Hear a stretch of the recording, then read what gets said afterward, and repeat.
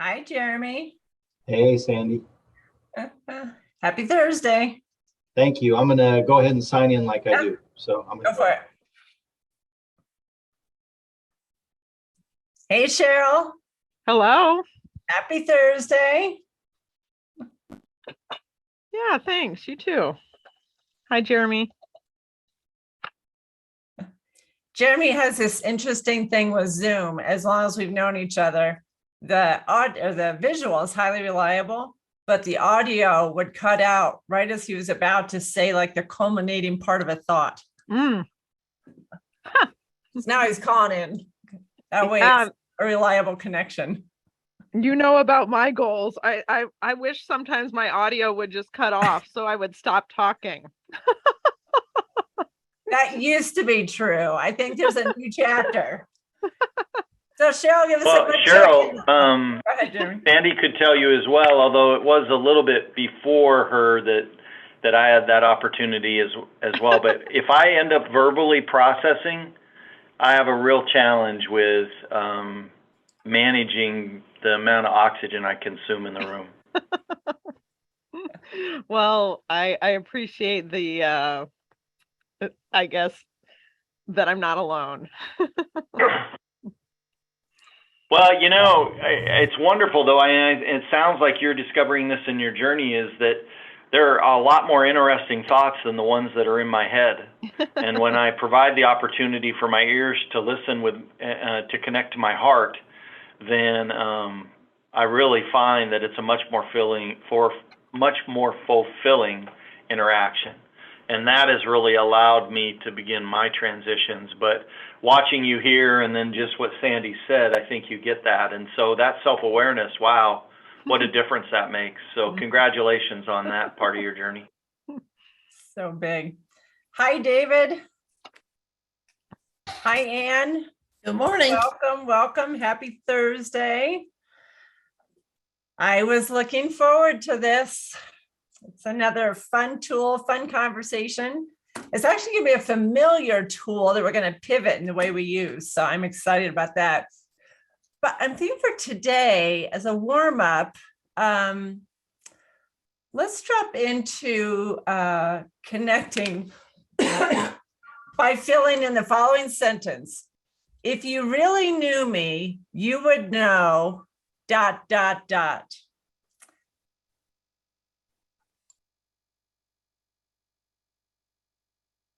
My other phone is ringing. So if you really knew me, you would know ... And this is a chance just to allow yourself to drop in here today. Drop in with yourself, let go of whatever happened earlier, whatever's about to happen. Just drop into this moment and just trust, uncensored, unfiltered, what comes up. When you fill in the sentence, if you really knew me, you would know .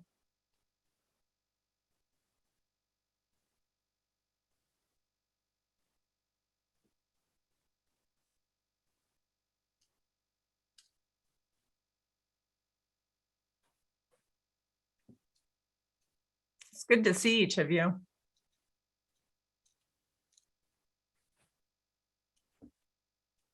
All right, David, you look ready. Why don't we have you go first and then Ann.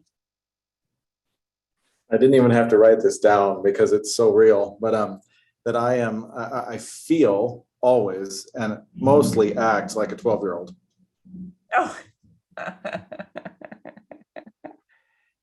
There is a lot of beauty in that one. I didn't see that coming at all. Awesome. David, somebody the other day told me that I act like a 13-year-old, and I felt that I'd made a year advancement. It was pretty cool. I understand that feeling, yeah. That's all good.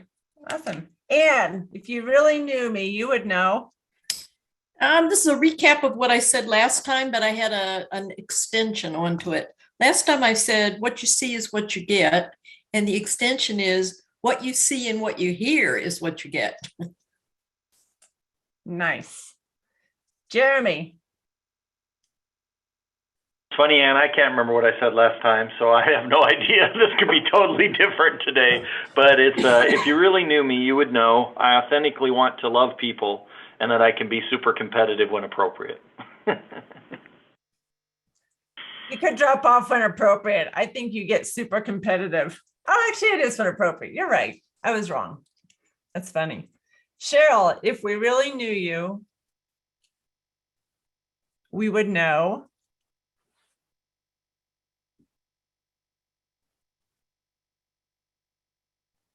That I'm always trying to learn. Excellent. All right, we're going to do 3 rounds. That was round 1. Now, second round. Another thing, if you really knew me, you would know.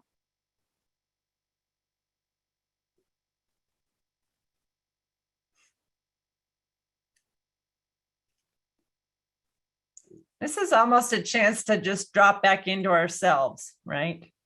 So many of us are serving others, pleasing others, guiding others, supporting others. This is a chance to drop into yourself.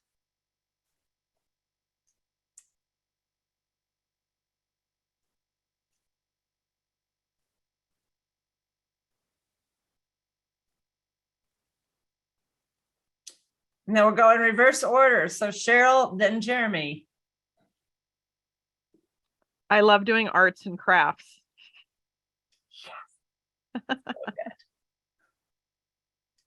Jeremy, and then Ann. Yeah.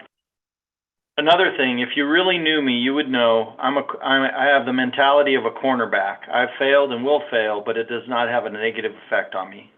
Mm-hmm. So good. Thank you. Ann. If you really knew me, you would know that with the people I'm really closest to and feel safe with, I act less than a 12 or 13-year-old. I'm sensing a theme here. Awesome. That's good. David. Yeah, I'm actually going to steal a little bit from Cheryl, but if you really knew me, you know that I never stop reading and never stop learning. My wife is always asking, what are you doing? And the answer is always, I'm reading something somewhere online, on a phone, on a device, and an email, but always. So let me see if I got this theme straight. We have a number of 12-year-old, highly creative. What was the other one? Highly creative. Yeah. Childlike creative people here. Awesome. All right, last round. Ann, we'll start with you. 13. Thank you, Jeremy. If you really knew me, you would know.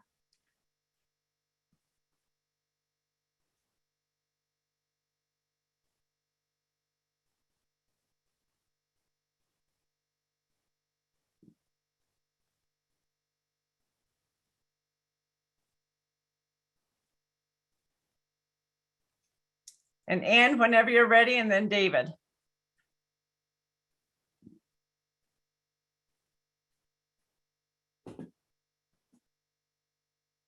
If you really knew me, you would know that while sometimes it appears that I am slow, it's actually because I am thinking deeply and analyzing.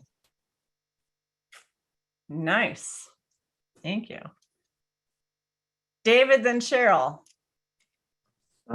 If you really knew me, you would know that I hate to stand still. Or maybe said better, I hate the status quo.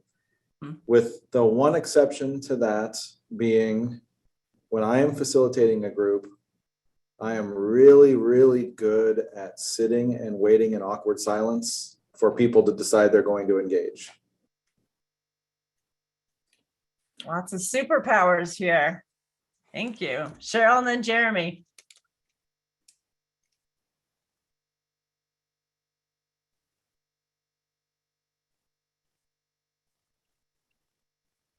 I'm fiercely loyal.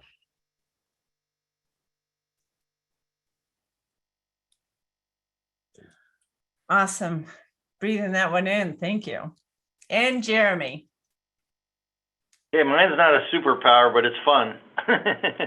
I have a sinister giggle and I love to laugh, but I'm committed to not being mean. Ooh, so good. Awesome. Awesome. Well, thank you. Thank you. And that's an activity you can lead with your teams. A lot of times 3 rounds allows people just to drop into more and more curiosity and more of our own bodies, our own thoughts, our own ideas. So thank you all for playing along. All right, I'm super excited. Today's topic, the way I've organized it, you can directly go do it with a member of your team today. And it starts with some opening journal prompts, and then it goes into the tool. So I'm going to start you from here if you're going to duplicate this with someone else. So the theme is how to let go of trying to be self-reliant, doing everything ourselves, and how to support teams to build more of their reliance. Cheryl came up with a great metaphor the other day. As some of you have heard about the big Southern home with the wraparound porch and sitting on the porch with a glass of lemonade can be a very empowering place to be as a leader. That way people from all their different pastures and gardens of different sizes can come up. You can ask questions, listen, then they can go back to do the work. But that's far more effective than you running out, fixing the tractor, doing all the work rather than being up on the porch lead. And Cheryl had this great metaphor. Cheryl, do you want to build on that? Well, the day that I was meeting with you, I was feeling very overwhelmed. And you were asking me to use a metaphor about what that looks like. And it was me up on that porch, trying to be up on the porch, but it was super crowded with everybody there asking questions and all of, all of that because, so I don't know if that's what you were looking for, Sandy. And then the metaphor that I heard you say is that there was an opportunity for you to guide other people to go build their porches. Oh yeah, that was what ideal state looked like. So me in my stress state, it was everybody crowded on the porch. And then in the ideal state, they were becoming their own porch dwellers on their own little place so that they could then lead and feel like they have that kind of opportunity to share their own wisdom being out there. Yep. Right. And building their teams. Yep. Right. So more of that. So I thought it was beautiful. I'd never thought of it before. I've been working that metaphor for 20 years. I love the building on that. So that's the metaphor I had in mind when I was thinking about when I was thinking about today. So it's about letting go of self-resilience and needing to figure it out yourselves and to build resilience with your team. So the way you would do this with others, and we're going to do it now, I'll time it. We're going to start out with some journal prompts, 30 seconds each. So I want you to think about these journal prompts through the lens of leadership. So we're going to begin with the first question is, what's on your mind? 30 seconds as a leader, what's on your mind? Remember, you can write uncensored, unfiltered.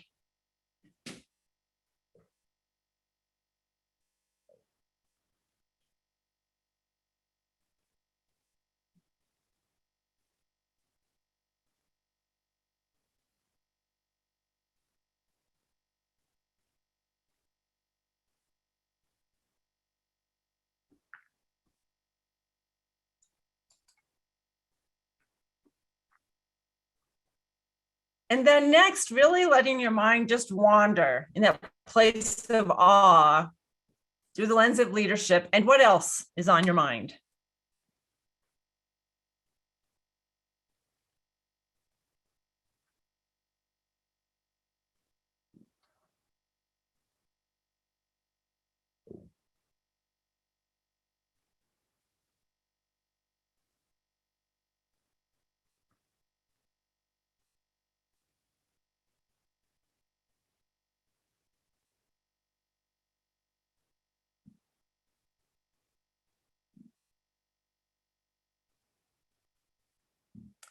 And then staying in that place of curiosity, what is the real challenge here for you?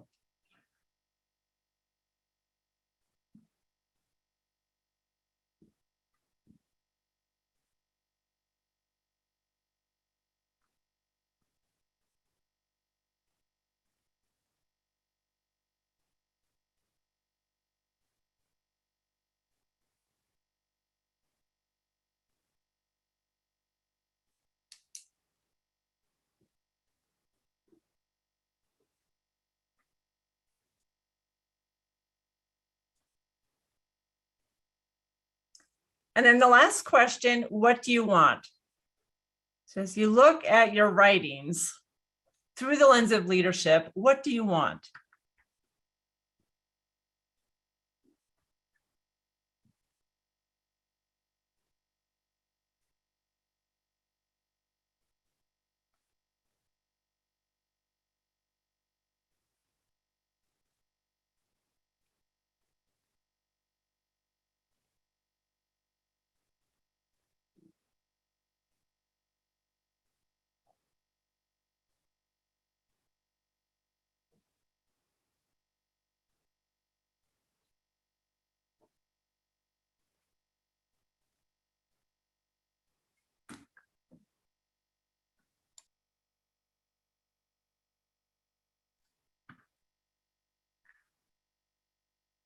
Okay.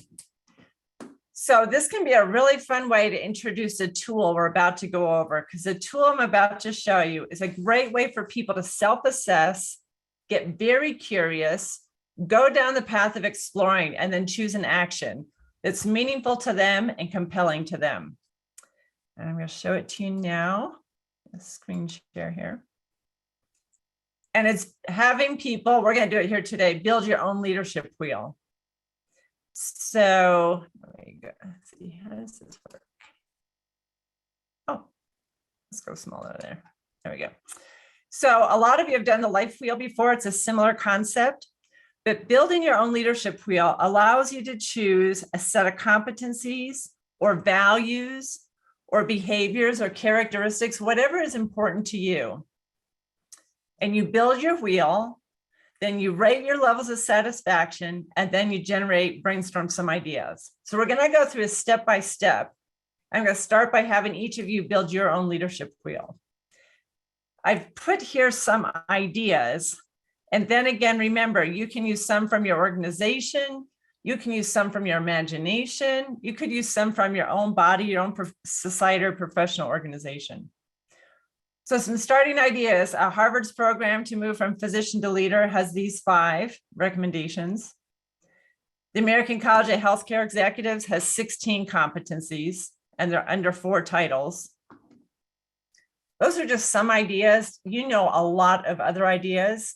So take a moment now and just allow yourself to consider, what are 8 of the most meaningful leadership characteristics or competencies from your perspective? And this is your wheel, so do it for you. And then we'll talk about how to adapt it for other people to build their resilience. But go ahead and begin your own experience, build your own wheel. 8 things that matter most to you.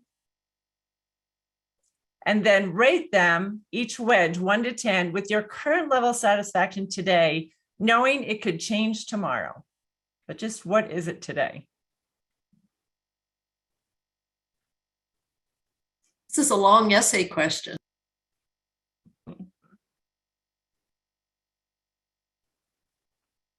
And you might even notice, like, if your inner critic is showing up to say what should be on there and making it serious and hard. Or if your 12-year-old is here, is being playful. It's like, hey, I know what else matters.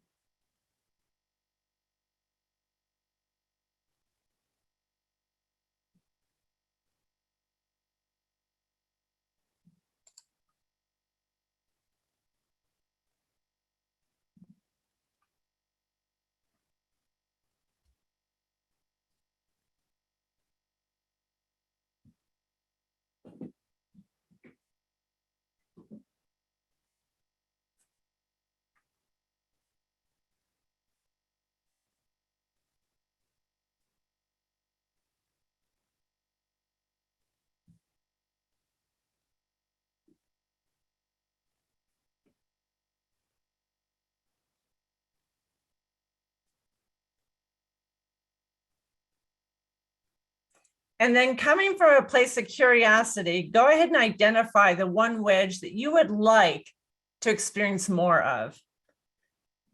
You might have rated it high, you might have rated it low. So this is not about what should you improve, it's what do you want to express or experience more of. And go ahead and write that somewhere on your paper.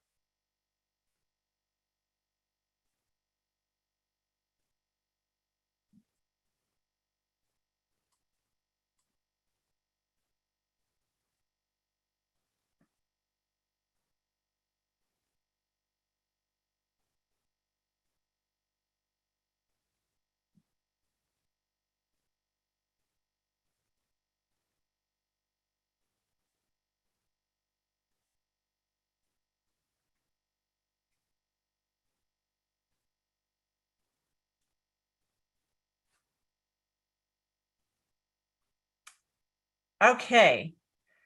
So let's just hear from one or two folks. As you look at your wheel, what do you notice? Just like zoom out, take a look at it. David, what do you notice as you look at your wheel?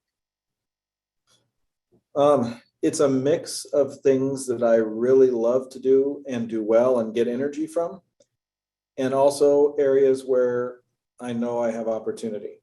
Mm. None of them are things where I'm like, oh, I'm bad at that. Okay. It wasn't, the inner critic wasn't saying, oh, this is the thing you need to focus on. It wasn't that.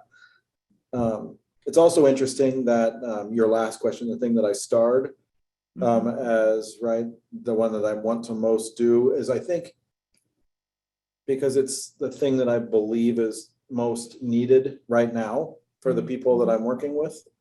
It's also the one that I rated as far as my satisfaction or my current level, the worst. And that was actually at cultivating adaptability. So anyway, that stands out. Nice. Yeah, and that's awesome. Anytime we can be above the line, just being really curious and learning from it, that's great. Nice distinction. It's not the inner critic, it's simply noticing. Cheryl, what do you know about your wheel? I found myself focusing on that right lower quadrant of the one domain, in the masterful execution, and it had a listening like you mean it. But I like what you said, David, about how you reflected and how your items were both your strengths as the areas that you also think are important, because obviously there's a lot of things that we do that are important, that we're good at or that we're strong in. And then I also starred the one that I thought was the one that I had the most development opportunities in, and that was the listening like you mean it. Awesome. All right, so to recap so far, if you ever want to do this with folks, you have 4 or 5 journal prompts just to get people into the mindset of leadership. And then you have people build their wheel.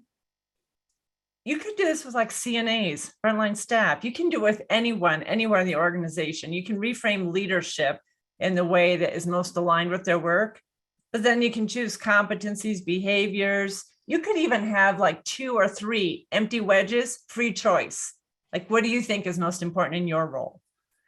So the idea is you have people label it, rate their level of satisfaction, and then stop to notice. Really invite people to pause and observe. And especially if you can unhook them from, you don't have to make your lowest number highest. It comes more from that, what would you like to? And it could be a low number, but really give people a moment to pause and choose. All right, so what we're going to do next is a bit of a grand experiment. What I want to do is, of the one that you starred, take a moment to notice. We're going to choose one as a group and do some brainstorming around it. So go ahead, and if you want us to choose your wedge, that one would be, no, I'd rather not focus on mine today. A 5 would be, yes, I would love that. A 3 is somewhere in between. So take a moment. We're going to do a fist of 5 here in just a minute. Whoever has the highest number is the one we're going to work on. Ready? If you have your number, go ahead and put your fist up. 0 to 5.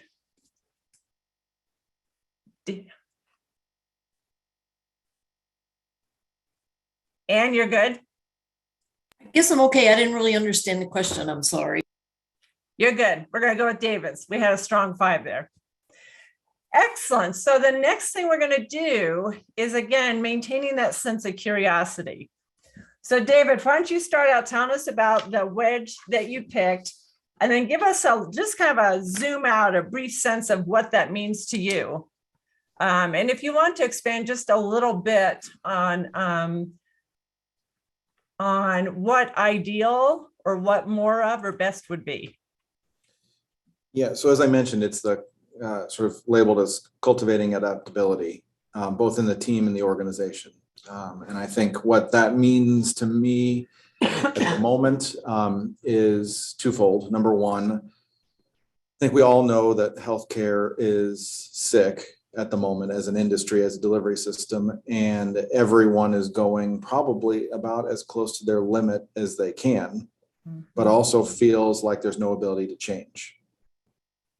That they can't tolerate it, can't take the time to do it, don't know how, can't afford it, you name it, whatever it is. And so with that context, seeing in a new organization, relatively new, things that need to change, being held up by people who are really either afraid or unwilling or unable to act, almost paralyzed. And so needing to find ways, I need to find ways to help those people, either from a sense of curiosity or necessity, become more adaptable. Cultivate that as a skill, pretty broadly, actually. Excellent. So let's pause here and anyone can ask David questions for clarification before we jump into brainstorming. David, thank you for sharing that and the vulnerability. My question would be, is there a specific project or thing that you could reflect on that might allow us to sort of hang hats and scarves and socks on it for you to be able to look at later? Yeah, so I'll give micro and macro, right? Micro sort of project and example is culture between surgical ICU and medical ICU. And sharing, I'll say sharing, yeah, the same group of nurses, the dynamic between the two is regularly, you're either in camp SICU or you're in camp MICU. And the reality is it's got to be camp critical care. So, right, one example, people cannot let go of their preconceived notions, the way it is, the way it's always been, what has happened, what hasn't happened, what's been promised, what wasn't. So really no ability to move off of the past into what it needs to be now, which is definitely different from what it was before COVID. So micro level. Macro level is, we're constantly, the one thing about this organization is that there is no lack of change. At the senior level, there is no fear to make change. So just this week, we announced that we were going from 3 markets and 3 market corporate leadership teams to 2, and really axing an entire layer of corporate leadership. And that was met with a reasonable amount of applause until it gets down to, but what does that mean for me? So that macro challenge of, right, how do we get people to be adaptable in a place that's not unwilling to act, but is maybe struggling to bring everyone along at the same pace as the leaders are willing to. Good questions. Any other questions for David? Go for it, Cheryl. Is the hope to be able to increase adaptability in this one project with the idea that that would translate into other areas? Or are you really thinking more on the macro level? I think it's general ability for people to be adaptable, to cultivate that ability as a skill and strength for both the individual and the organization. So those are examples at big and little levels, but yeah, the skill itself. Okay, thanks. Perfect. Okay, so now we're going to move into brainstorming. There's 5 of us, so we're going to do 20 ideas. And you can go technical with an idea. You can go abstract. You can go arts and crafts. You can go 13-year-old. Brainstorming is anything we want, right? We're going to come up with 20 ideas. You can all write all of them down. David, you're most welcome to for sure. So Jeremy, we'll start with you. I'll do one, Cheryl, and then David, Ann, and we'll go around 4 times. So I'm gonna do mine based on the ICU setting, if that's okay, David. So with that thought process. So first thing I'd want to do is listen to understand, not reply without judgment to some individuals in a set of listening sessions. What are their fears? What are their expectations? But first, just listening without judgment, because I think they won't be able to hear you till they know that you heard them.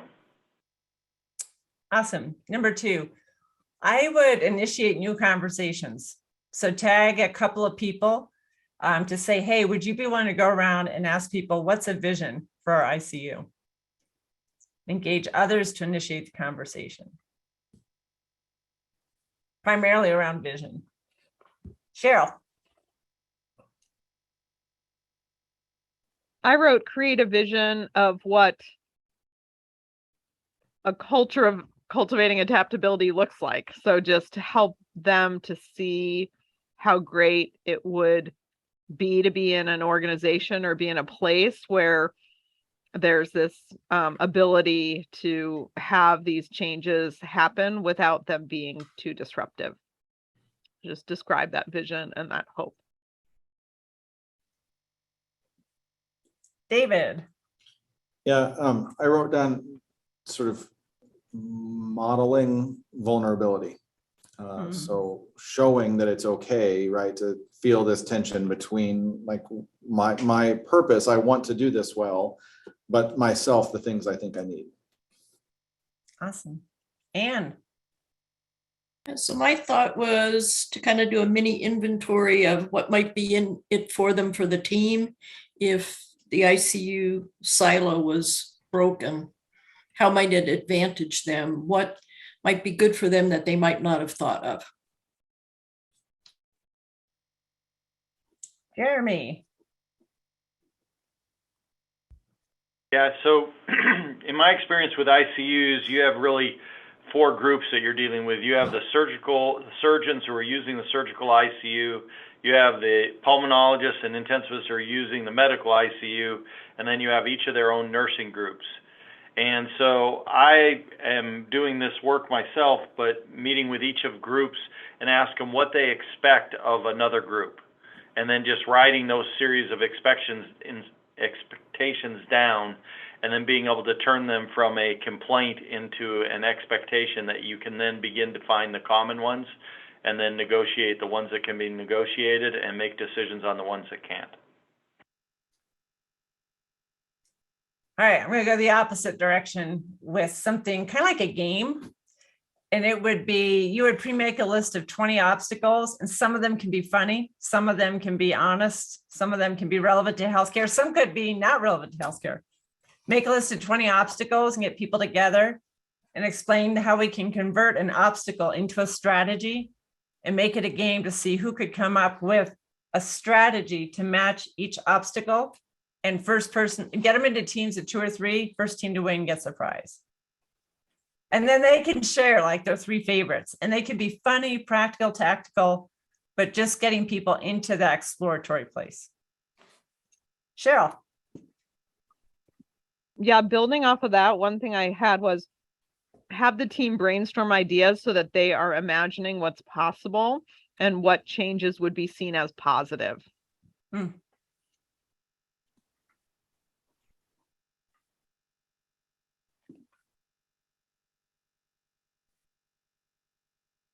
David.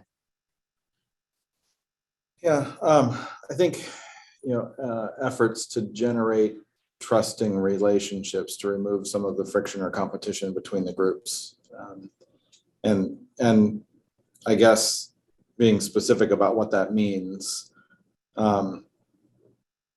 focusing on coming up with ways for people to build relationships, parties in the conversation to build relationships that are not focused on this thing, this particular problem. So good. I'm remembering a COO who onboarded a CMO, and they went to Las Vegas for 2 days. Anne.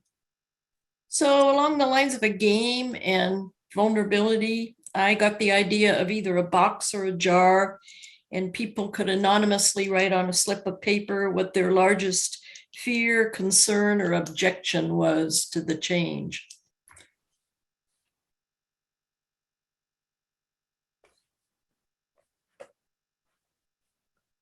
Jeremy.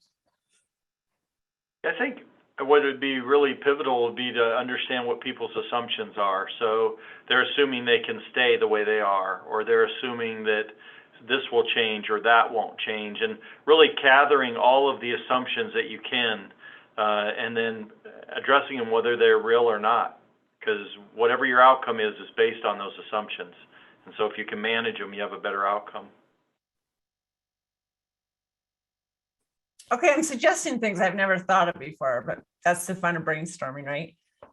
So it'd be some kind of just short meeting and ask people to identify 5 behaviors of things you wish people would do differently.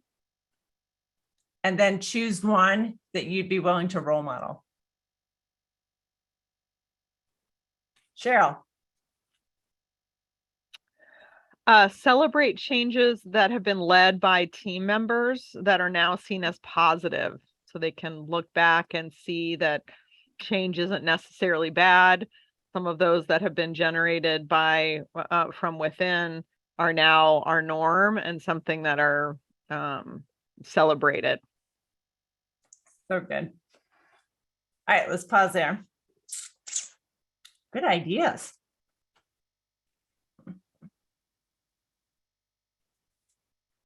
The whole notion of leading change. So I hate to do this, but I'm gonna have to bolt from my own conversation. But David, do you have something to work with? Maybe just take a closing word. What was the best part of that for you?